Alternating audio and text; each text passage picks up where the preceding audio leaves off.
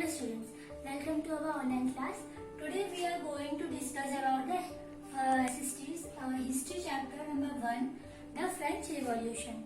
First of all, आपको ये read out करने से पहले you have to know the meaning of revolution, that what is the meaning of and what is revolution. Revolution होता क्या है?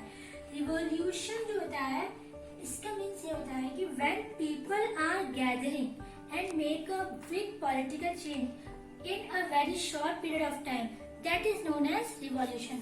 मतलब बहुत सारे लोगों का गैदर होना एक साथ में और एक पॉलिटिकल चेंज लेकर आना, वो भी बहुत छोटे से या कम समय में, that is known as revolution.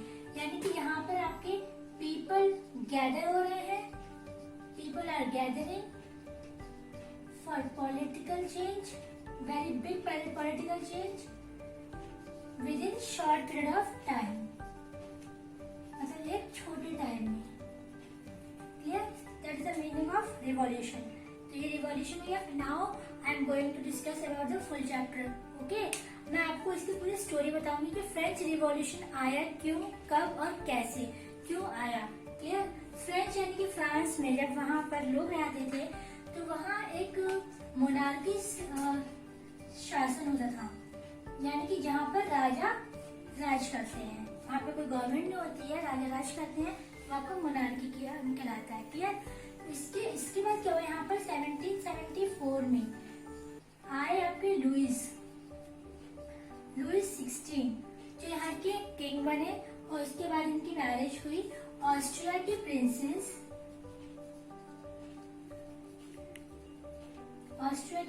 से इनकी शादी हुई at the age of very small age 20 years, जब ये सिर्फ 20 साल के थे. तो बहुत छोटी सी उम्र में इनकी शादी हो गई और फिर ये हमारे फ्रांस पर राज करने लगे. क्लियर?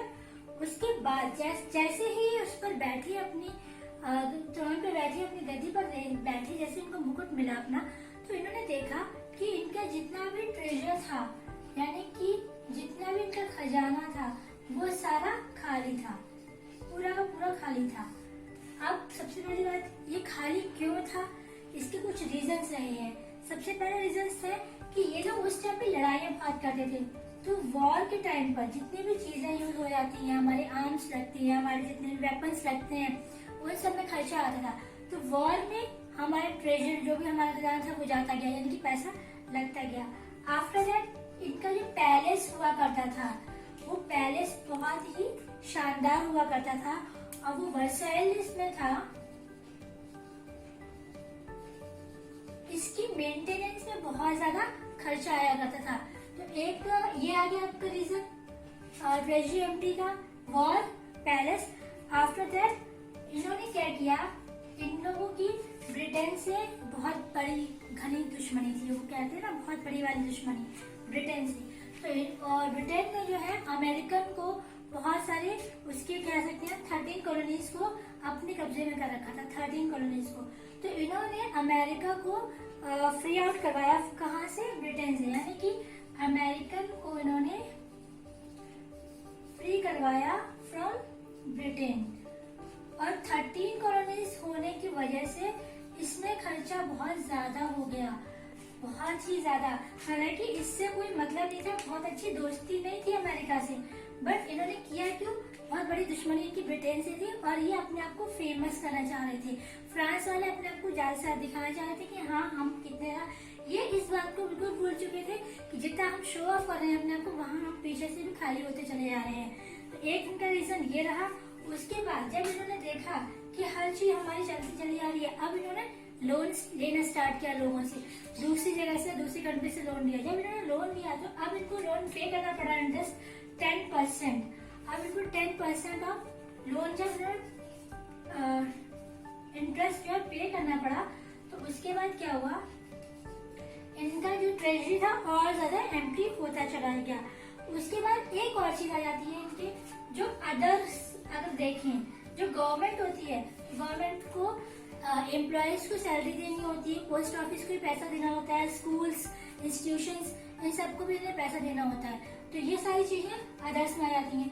यानी कि इनके ट्रेजरी एम्प्टी का जो रीजन थे, वॉर, पैलेस यानी कि इसकी मेंटेनेंस में जो आपका महल था उनका, उसकी मेंटेनेंस या देख रखाव में जो भी खर्चा आता था, अमेरिका को उन्होंने फ्री ऑफ करवाया, ब्रिटेन से फिर क्या इंटरेस्ट देना और अदर जो हमारे बाकी के खर्चे थे। उसके बाद क्या हुआ, हाँ ये क्लियर हो गया। उसके हाँ इसमें हमारी फ्रेंच सोसाइटी थी, ये आपकी 3 पार्ट्स में डिवाइड थी फ्रेंच सोसाइटी। इसमें आप देखें सोसाइटी कैसे डिवाइड उन्होंने की गई थी, तो फर्स्ट है आपका, second and third. Okay, now first में आपके आते हैं क्लर्जी। क्लर्जी जिसमें आपके सारे के सारे जो भी चर्च में वर्क करने वाले लोग होते हैं, जो भी चर्च में काम करते हैं, वो सारे क्लर्जी। फर्स्ट ये स्टेट्स हमारे इन्होंने डिवाइड किए थे, स्टेट्स के नाम से रखा गया था। First state, second state and third state. Now first में आपके क्लर्जी आ गए जो भी आपके चर्च में वर्क करते हैं। सेकंड वन आपकी नॉबेलिटी। नॉबेलिटी में आपके वो लोग आ जाते हैं जो किंग से रिलेटेड होते हैं। आपके जितने भी किंग आ गए, किंग के यहाँ वर्क करने वाले सारे मिनिस्टर जो आप कहते हो मंत्री वगैरह, वो सारे आ गए। क्लियर। अब नाउ थर्ड में आपके गांव वाले या फिर जो भी आपके पीजेंट्रीज होते हैं, जो भी आपके फार्मर्स होते हैं, वो सारे जो कॉमन पीपल होते हैं वो इसमें आ गए। पीजेंट्री, कॉमन पीपल, ये सारे लोग इसमें आ गए। अब क्या होता है इसमें, 90% ऑफ पीपल इस वाले थर्ड वाले स्टेट में आते हैं। 90% ऑफ पॉपुलेशन, यानी कि इसकी जितनी भी पॉपुलेशन है उसका 90% थर्ड स्टेट में आता है, बाकी का 10% इन दोनों में आता है। क्लियर। अब हम आते हैं नेक्स्ट। सबसे ज्यादा प्रॉब्लम ये बनी फ्रेंच सोसाइटी हो गई। अब जब वो बैठ गए अपनी गद्दी पर, कौन, लुई 16 अब बैठ गया। उन्हें समझ में नहीं आ रहा है कि हम करें क्या, ट्रस्टी पूरा खाली है, मैं शासन चलाऊंगा कैसे, क्या काम करूंगा। तो उन्होंने अपना दिमाग लगाना स्टार्ट किया। जब कोई भी कंट्री अपनी डेट में चली जाती है, बहुत ज्यादा उसको लॉस होता है, तो कहीं ना कहीं से वो पैसे इकट्ठा करेगी, कहीं ना कहीं से वो निकालना स्टार्ट करेगी। तो उन्होंने एक आइडिया निकाला जिसमें उन्होंने सोचा हम इनसे चीजें ले सकते हैं, यानी कि थर्ड स्टेट वाले हैं, इनसे हम टैक्स लें और इनसे हम चीजें ले सकते हैं। सबसे पहले एक बात आपको जाननी है कि ये जो क्लर्जी थे इनके पास 60% लैंड था।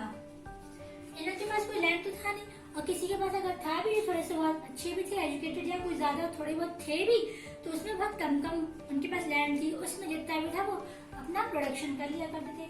60% लैंड, यानी कि 100 का 60% लैंड सिर्फ क्लर्जी के पास था। तो ये इन लोगों से कहते थे हमारे लैंड पे वर्क करो, हम ही को दो, और बहुत ही लिटिल अमाउंट में इनको पे करते थे और कहते थे हमारे घर के काम करो, हमारे चर्च के काम करो, ये काम करो, सारे काम वो इनसे निकलवा लेते थे। नेक्स्ट, ये लोग जो होते हैं एक क्लर्जी और नॉबिलिटी, इन लोगों को कोई टैक्स पे नहीं करना होता है। प्रिविलेजेस इनके यहाँ पहले से बना हुआ होता है, जिसमें क्लर्जी और नॉबिलिटी को कोई भी टैक्स पे नहीं करना होता था।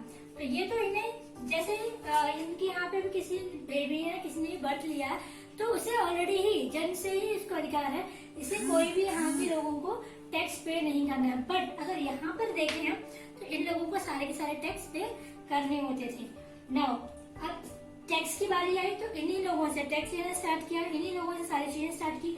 तो सबसे पहले इसमें 2 टैक्स आपके आए थे। First one is tithe. पहला ये टैक्स था थाई, जो कि चर्च वाले लोग, ये जो लोग थे वो इनसे लिया करते थे, यानी कि इनसे इन्हें अपना लैंड दिया करते थे कि हाँ इस पे आप प्रोडक्शन कीजिए, और इनसे टैक्स पे किया करते थे।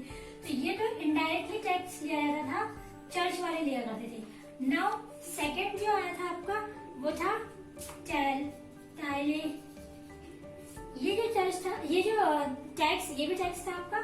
इसमें क्या होता है, इसमें गवर्नमेंट ने टैक्स लेना स्टार्ट किया, डायरेक्ट टैक्स। ये कुछ डायरेक्ट टैक्स हुआ करते थे, ये तो इन लोगों को थर्ड स्टेट को ही पे करने हैं। ये तो पहले से कंफर्म है, जब पहले रूल्स बने थे। यानी कि अब जब बहुत ज्यादा टैक्स लेने लग गए, अब ये लोग बहुत ज्यादा परेशान हो गए, थर्ड स्टेट को ही सब कुछ सफर करना पड़ रहा था और बहुत प्रॉब्लम्स आ रही थी। अब प्रॉब्लम्स आ क्या रही थी, थोड़ा सा हम वो देख लेते हैं। प्रॉब्लम्स क्या क्या आ रही थी, इन्हें टैक्स भी देना पड़ रहा था ज्यादा से ज्यादा। नेक्स्ट, पॉपुलेशन बढ़ रही थी। पॉपुलेशन कैसे बढ़ी, पॉपुलेशन अगर आप देखें तो 1715 में 23 मिलियन थी और 1778 में 1789 में ये बढ़ के 28 मिलियन हो जाती है। क्लियर? यानी कि पॉपुलेशन लगातार बढ़ रही है और प्रोडक्शन नहीं हो रहा है, प्रोडक्शन उतने का उतना ही हो रहा है। तो जहाँ पे डिमांड ज्यादा बढ़ेगी, प्रोडक्शन नहीं होगा, सप्लाई नहीं होगी, तो प्रॉब्लम्स आ जाएंगी। यानी कि टैक्स भी देना पड़ रहा है, पॉपुलेशन भी बढ़ रही है, फूड ग्रेन्स में कमी आ रही है, यानी कि खाने में कमी आ रही है। अब इन लोगों को इतनी ज्यादा प्रॉब्लम होने लगी, प्रोडक्शन सेम है, फूड ग्रेन्स में प्रॉब्लम है, पॉपुलेशन में इंक्रीमेंट है। अब करें तो करें क्या, क्योंकि जमीन तो कहीं और से आ नहीं आएगी, लैंड तो उतनी है, उतनी ये लोग दे रहे हैं, प्रॉब्लम सब इनके साथ में आ रही है। अब इन्होंने स्टार्ट किया, अब क्या हुआ, जब प्रोडक्शन नहीं हो पा रहा है, बिल्कुल प्रोडक्शन बंद हो गया। और हमारे मौसम ने भी थोड़ा सा, भगवान जी ने भी इनके साथ में थोड़ा बुरा कर दिया था उस टाइम पे, पूरे जितना प्रोडक्शन हुआ था सब तबाह हो गया था। तो अब इन लोगों के साथ भी प्रॉब्लम ये आ रही थी कि हम लोग भी थोड़ा सा चिंता करने पर पड़ गए। तो वो जो कंडीशन आई थी उसे हम कहते हैं सबसिस्टेंस क्राइसिस। उस टाइम पर सबसिस्टेंस क्राइसिस हुआ था।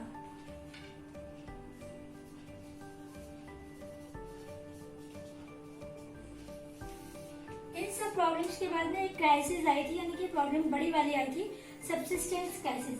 सबसिस्टेंस क्राइसिस हम उसे कहते हैं जब आप अपने बेसिक नीड्स को फुलफिल नहीं कर पाते हैं। इट मींस दैट अगर आपकी जो फूड, शेल्टर, क्लोथ वगैरह जो भी आपकी बेसिक नीड्स होती है जिसे हम कहते हैं, तो अगर आप उसे भी फुलफिल नहीं कर पा रहे हैं तो उस टाइम पे जो कंडीशन होती है उसे हम कहते हैं subsistence crisis.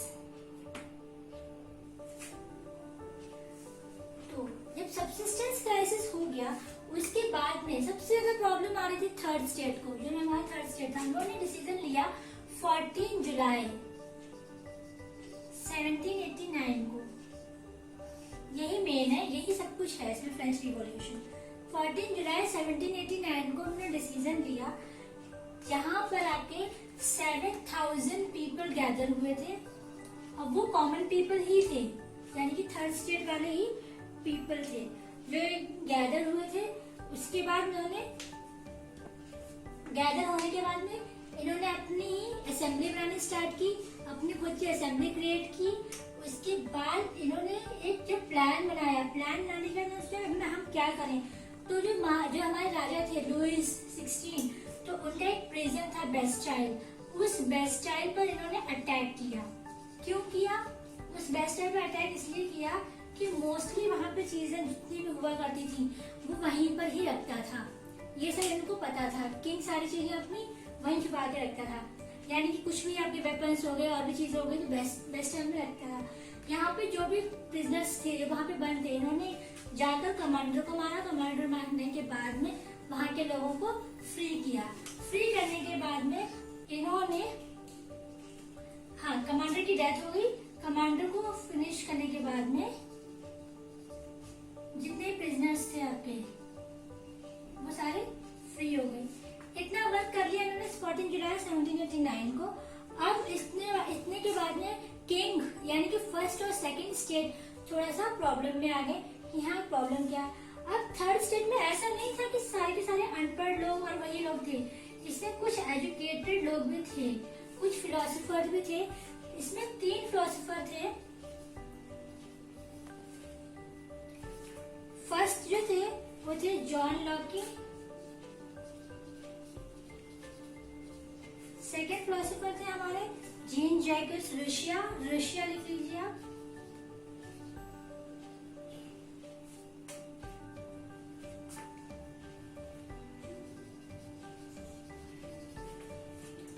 Next Montesquieu,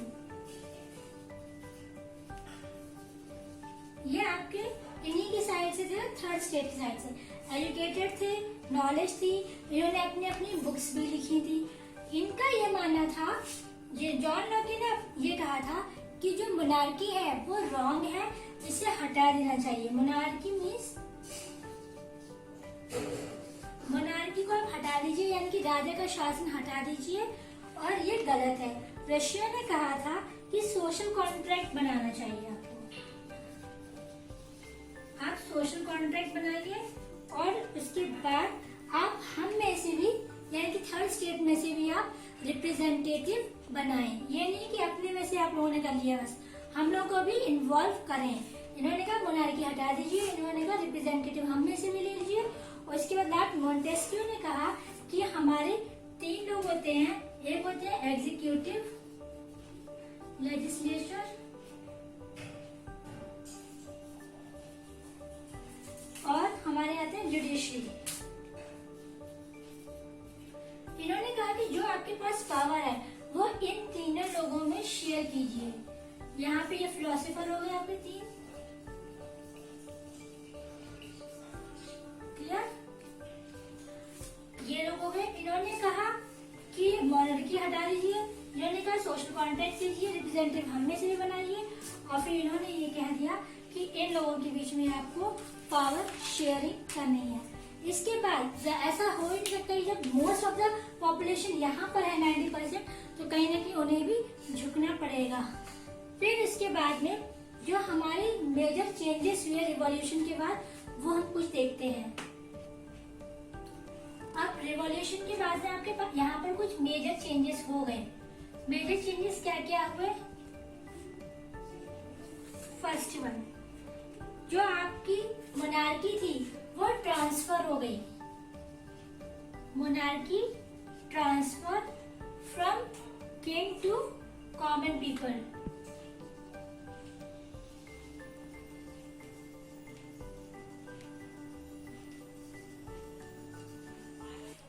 monarchy आपकी ट्रांसफर हो गई। देन फ्रेंच न्यू फ्लैग आया ट्राई कलर का। इन्होंने एक फ्लैग ब्रॉट किया ऑफ ट्राई कलर, 3 कलर का फ्लैग लेकर आए। उसके बाद लैंग्वेज हमारी फ्रेंच लैंग्वेज रख दी गई, national language.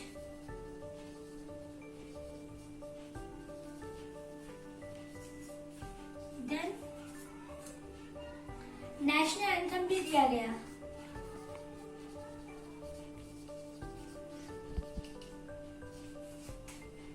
After that, State General elected by common people and remained National Assembly। अब उन्होंने नेशनल असेंबली बनाई और उन्होंने जनरल पीपल जो कॉमन पीपल थे उन्होंने नेशनल असेंबली बनाना स्टार्ट किया, यानी कि state general elected by the common people. जो कॉमन पीपल है उन्होंने इलेक्ट करना स्टार्ट किया एंड मेक जनरल असेंबली या नेशनल असेंबली आप कह सकते हैं। ये सारे रिवॉल्यूशन के बाद के पॉइंट्स हैं जो आपके चेंजेस आए हैं। After that internal custom. यहाँ पर क्या होता था, एक स्टेट से दूसरे स्टेट में ट्रेड नहीं करने दिया जाता था, तो आपके कस्टम्स वो हटा दिए गए, यानी कि अब आपका फ्रीली ट्रेड भी लोग करने लग गए। बहुत आसानी से ट्रेड होने लग गया एक स्टेट से दूसरे स्टेट में। Last, nationalism idea taken abroad.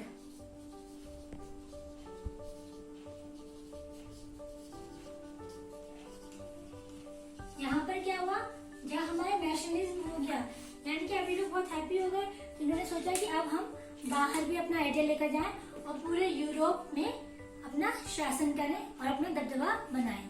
Thank you class.